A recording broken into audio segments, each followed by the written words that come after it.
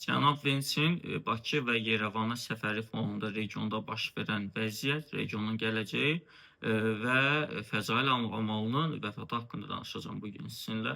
Bildiyiniz kimi, ABŞ-ın vitse-prezidenti Vens bir neçə gündür öncə Ermənistana rəsmi səfəri başladı. Nikol Paşinyanla görüşdü və dünən mətbuata açıqlanan rəqəmlərə biz istinad etsək, Ermənistan Respublikası ilə ABŞ rəsmən artıq 11 milyonluq təkcə elə pilotsuz aparat məsələsində razılığa gəldilər və bu kəşfiyyat xarakterli pilotsuz uçuş aparatlarıdır. Bu çox ciddi bir rəqəmdir, 11 milyon rəqəmi. Mən düşünürəm ki, bu Ermənistana çox böyük bir növ həm də hədiyyə kimidir. Amma burada maraqlı bir məqam var. Maraqlı məqam ondan ibarətdir ki, ABŞ bu pilotsuz uçuş aparatlarını Ermənistana niyə satır? Yəni Azərbaycanın əleyhinə mi satır bunu? Mən belə düşünmürəm. Çünki hal-hazırda ABŞ-Azərbaycan münasibətləri, xüsusilə də Trump administrasiyasının, Trumpın şəxsən Azərbaycan Respublikasının hazırki prezidenti ilə olan münasibətləri fonunda mən bunun Azərbaycanın əleyhinə hər hansı bir addım olduğunu düşünmürəm. Təbii ki, ABŞ-ın Gürcüstanla da bir problemi yoxdur ki, Gürcüstan əleyhinə bu addımı atsın və yaxud da ki, Ermənistanla bağlanan pilotsuz uçuş aparatı kəşfiyyat xarakterli, xüsusilə pilotsuz uçuş aparatları, dronlar yəni, Rusiya əleyhinə də olacağı gümanım da çox böyük deyil və burada yeganə bir məsələ qalır, İran məsələsi. Və təbii ki, Türkiyəni biz bura ümumiyyətlə dahil etməməliyik, çünki Türkiyə NATO dövlətidir və Türkiyə ABŞ-ın bu regiondakı ən güclü müttəfiqlərindən və ən qədim müttəfiqlərindən biridir. Və ona görə də burada mən düşünürəm ki, artıq İran-Ermənistan münasibətləri bundan sonra daha maraqlı hadisələr cərəyan edə bilər bu cəbhədə. Və görək bundan sonra İranın Ermənistana münasibəti necə olacaq? Halbuki bir neçə il bundan öncə biz yaxşı xatırlayırıq, xüsusilə də Azərbaycan öz ərazi bütövlüyünü təmin etdikdən sonra İranın Azərbaycana münasibəti nə qədər kəskin formada dəyişdi. Hətta Azərbaycanı günahlandırırdılar ki, Azərbaycan İsraillə hər hansısa bir kəşfiyyat alqı-satqısı edir, burada hər hansısa bir kəşfiyyat məlumatları ötürür. Baxmayaraq ki, Azərbaycan dövləti qətiyyətlə bir neçə dəfə bu iddiamları rədd etmişdi. Amma indi görək eyni formada İran Respublikası, İran İslam Respublikası mollalar görəsən bizə davrandıqları kimi, bizə irəli sürdükləri ciddi ittihamları indi bu dəfə Ermənistana görək həmin formada ittiham edəcəklərmi? Bu şəxsən mənə çox maraqlıdır. Görək, izləyək, görək ki, bu prosesin sonu gətirib hara çıxır. Bu 11 milyonluq müqavilə, xüsusilə də kəşfiyyat xarakterli dronlar, mən düşünürəm ki, bu İrana yönəlik bir həmlə idi və bunu hər halda zaman göstərəcək. Keçək Vensin, cənab Vensin Azərbaycana səfəri haqqında və bildiyiniz kimi artıq Azərbaycana gəlməlidir yaxın saatlarda, bəlkə də sabah və Azərbaycan-ABŞ münasibətləri, Azərbaycan-ABŞ münasibətləri bundan 2 il öncəyə kimi, 3 il öncəyə kimi çox hədsiz dərəcədə pis idi. Trump seçkidə keçən il qalib gəldikdən sonra artıq ondan sonra rəsmiləşdi. Keçən ilin yanvarından sonra, ondan sonra yavaş-yavaş münasibətlər düzəlməyə başladı və burada bir qədər də şəxsi münasibətlər ön plana çıxır. İlham Əliyevin şəxsən cənab Trumpın özü ilə olan münasibətləri və hal-hazırda onların münasibətləri belə görünən budur ki, yəni biz ən azından bunu belə müşahidə edirik ki, münasibətləri çox yaxşıdır və mən düşünürəm ki, Vensin Azərbaycana səfəri həm də elə Trumpın Azərbaycanla olan münasibətləri və ümumiyyətlə Trumpın bu regiona son bir ildə, son bir il yarımda göstərdiyi diqqətin nəticəsidir. Və bu xüsusi bir əslində siyasi haldır. Çünki biz bilirik ki, ABŞ dünyanın süper gücüdür, ABŞ dünyanın ən güclü, ən qüdrətli dövlətidir və hətta ABŞ dünyanı idarə edən dövlətlərin biridir, bəlkə də birincisidir. Və onun vitse-prezidentinin bu regiona səfəri, Azərbaycana və Ermənistana səfəri artıq bu regionun dünyada nə qədər ön planda olmasını, nə qədər diqqət qarşısında olmasının göstəricisidir. Və Azərbaycan özünün də son illərdə xarici siyasətdəki bəlli bir uğurları var. Mən nə qədər də Yeni Azərbaycan Partiyasının iqtidarını müxalif mövqedən çıxış etsəm də, ən sərt formada onların bir çox siyasətini, xüsusilə də daxili siyasətini, demək olar ki, bütövlükdə tənqid etsəm də Azərbaycandakı söz və ifadə azadlığını, siyasi məhbus məsələsini, korrupsiya hallarını, bərbad idarə etmə sistemini tənqid etsəm də, amma İlham Əliyevin özünün və onun komandasının istər Qərblə münasibətlərində, istər ABŞ-la münasibətlərində çox balanslı siyasət yürütdüyünü biz görürük və gördüyümüz bir şeydir, insan inkar edə bilməz. Hal-hazırda Azərbaycan iqtidarı bu yöndə çox həm özünə uyğun, bəlkə də həm də Azərbaycan dövlətinin dövlət maraqlarına uyğun, milli maraqlarımıza uyğun bir siyasət yürüdür. İndilik nəticə budur ki, hələ ki stabil, balanslı siyasət yürüdə bilirlər. Baxmayaraq ki, bizim son illərdə qonşu Rusiya ilə münasibətlərimiz əvvəlki kimi deyil. Son bir il, yarım il ərzində, xüsusilə də təyyarə qəzasından sonra, bizim təyyarəmizin vurulmasından sonra, hətta buna qəza demək olmaz və ondan sonra münasibətlər kəskin dərəcədə pisləşdi. Baxmayaraq ki, ondan əvvəl də münasibətlər işte yaxşı deyil. Amma ondan sonra artıq tamamilə münasibətlər pisləşdi. Hal-hazırda da bu pisləşmə dövrü davam edir, necə deyərlər. Amma ümumilikdə Rusiyanın çıxmaq şərti ilə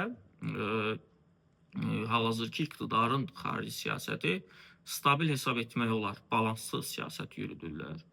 Görək bunun axırı gəlib hara çıxır. Ümumiyyətlə, Azərbaycanın Qərblə münasibətləri, Azərbaycanın ABŞ-la münasibətlərinin Azərbaycanlıların özlərinə hansı müsbət bir geri dönüşü olacaq. Məsələn, bizim ABŞ-la münasibətlərimizin yaxşı olması, bizim demokratiyanı beşiyə adlandırdığımız ABŞ-la münasibətlərimizin yaxşı olması fonunda ABŞ-ın vitse-prezidenti Azərbaycana səfər edirsə və bu səfərin sonucunda Azərbaycanda siyasi məhbuslar azadlığa qovuşacaqmı? Elə yeri gəlmişkən bu yaxınlarda bizim siyasi məhbuslarımızın birgə müraciəti olmuşdu ABŞ Dövlət Departamentinə ki, Vensin Azərbaycana səfəri yerində, səfəri günündə Prezident İlham Əliyevlə həm də siyasi məhbus məsələsi müzakirə edilsin. İndi mən bilmirəm bu məsələ müzakirə ediləcək yoxsa yox, bu ümumiyyətlə görüşün proqramında varmı, yoxdurmu? Yoxdursa da bunu Vance orada qaldıra bilərmi, yoxsa yox? Bunlar təbii ki, o artıq daha qapalı otaqlarda, pərdə arxasında danışılan məqamlardır və bizim belə bir informasiya çıxışımız mən düşünmürəm ki, mümkün ola bilər, əgər bu ictimaiyyətə açıqlanmasa. Və mən ümid etmək istəyirəm ki, mən inanmaq istəyirəm ki, ümumiyyətlə, həm Azərbaycanın özü üçün, Azərbaycan dövlətinin artıq bu siyasi məhbus məsələsindən qurtulmaq istəyinin nümayişi kimi biz siyasi məhbus məsələsində yumşaldıcı addımların şahidi olacaq və bir çox siyasi məhbusların azadlığa çıxmasını görəcəyik. Bir çox, əslində hamısının azadlığa çıxmasını arzu etmək olar, amma sadəcə bu rəqəm o qədər çox böyükdür ki, bu 350-yə yaxın siyasi məhbusun birdən-birə də azadlığa çıxmasını mən bilmirəm, belə bir şey ola bilərmi, yoxsa yox. Hər halda praktikada olmayıb, yəni nümunədə olmayıb belə bir şey. Ümid edək, inanaq ki, bağlı qapılar arxasında da olsa bu danışıqlar olacaq və hazırki Azərbaycan iqtidarı da bu danışıqlara isti yanaşıb siyasi məhbuslardan ən azından bir qismini azadlığa buraxacaq. Xüsusilə də gənclərin orada günahsız, orada neçə aylarla, hətta bəziləri artıq illərdir ki, bir neçə il tamam olub ki, orada əyləşiblər və çox günahsız yerə şərlənərək həbs olunublar və o insanların azadlığı haqqıdır bir növ. Onlara kimsə onu hədiyyə etmir. O, onların haqqını onlara qaytarmaq lazımdır. Məsələ bu qədərdir. Fəzail Ağamalının vəfatı haqqında da bir-iki cümlə ilə sonlandırır. Ümumiyyətlə, biz Azərbaycanlıların yaxşı bir xüsusiyyəti var ki, ölünün arxasıca pis danışmazlar məsələsi və insanlar layiq olsalar da, layiq olmasalar da, biz Azərbaycanlılar həmişə o insana rəhmət oxuyuruq. Fəzail Ağamalı da dünən artıq ictimaiyyətə bəlli oldu, həm də ailəsi bunu təsdiqlədi ki, Türkiyədə dünyasını dəyişib. Və həqiqətən həyat çox qəribədir. İnsan, biz hər birimiz bu həyata bir dəfə gəlirik. İnsan gərək bu həyatı elə yaşasın ki, sonra Mirşahin Ağayev çıxıb, onun haqqında post yazanda, rəhmət postu yazanda xüsusi bir qeyd qoymasın ki, rəhmət oxumursuz, heç olmasa öləndən sonra insana hörmətsizlik etmək. Yəni, bu kontekstdə mən indi onu stat kimi demirəm, sadəcə konteksti qeyd edirəm ki, Mirşahin Ağayev təxminən bu formada bir yazı paylaşıb ki, ölümün arxasıca heç olmasa pis danışmayaq, rəhmət oxuyaq, oxumuruqsa da susaq. Təxminən yəni bu yöndədir və Fəzail Ağamalı həqiqətən bilmirəm mən elə bir həyat yaşayıb ki, insanların fərqi yoxdur. Bir insanı sevən də olar, sevməyən də olar. Amma Fəzail Ağamalı obrazı deyəsən elə bir obraz olub ki, elə bir həyat yaşayıb ki, sevənləri belə demək olar ki, yoxdur. Öz ailəsi xaric təbii ki, mən də ailəsinə başsağlığı verirəm. Ailə tamamilə başqa bir şeydir. Amma sən siyasi, ictimai xadim kimi necə ola bilər ki, sənin həqiqətən bir 100 nəfər, 150 nəfər sənə inanıb, səni dəstəkləyən, sənin siyasi dürüst bir obraz olduğunu cəmiyyətə nümayiş etdirən, cəmiyyətə bu haqda bir-iki cümlə deyən bir insan tapılmaz. Çox qəribədir və Fəzail Ağamalının partiyası, Anavətən Partiyası Azərbaycanda, Azərbaycan dövlət müstəqilliyi əldə etməzdən öncə özünü artıq partiya elan etmiş bir təşkilat idi, qurum idi və demək olar ki, Azərbaycan seçki tarixində, parlament seçkilərində, yəni prezident seçkilərində heç vaxt mən bildiyim qədərilə namizəd olmamışdı. Bütün parlament seçkilərində, bələdiyyə seçkilərində iştirak edib və 4-5 dəfə deputat olub, özü deputat olub bitirəndən sonra karyerasını necə deyərlər, qızına kreslosuna hədiyyə edib və təbii ki, Azərbaycan dövlətini idarə edən bir qrup şəxslə razılaşdırılmış formada öz qızına ötürüb, necə deyərlər. Və daha sonra dünyasının dəyişməzdən bir qədər öncə də, bir neçə ay bundan öncə, hətta bu böyük bir qalmaqala çevrilmişdi Azərbaycanda və övladları arasında partiya sədrliyi üstündə bir mübahisədə düşmüşdü, qurultayları yarıda dayandırıldı, bu bəlli kadrlar mətbuata çıxdı, aləm dəydi bir-birinə və mən düşünürəm ki, elə Fəzail Ağamalının səhhətinə də həmin o hadisələr çox pis təsir etdi və Fəzail Ağamalının illərlə Azərbaycanda müxalif cəmiyyəyə, müxalif siyasi liderlərə bəlkə də etdiklərini həyat o dünyasını dəyişməzdən öncə onun qarşısına çıxardı. Hər halda mən ittiham etmək niyyətim yoxdur.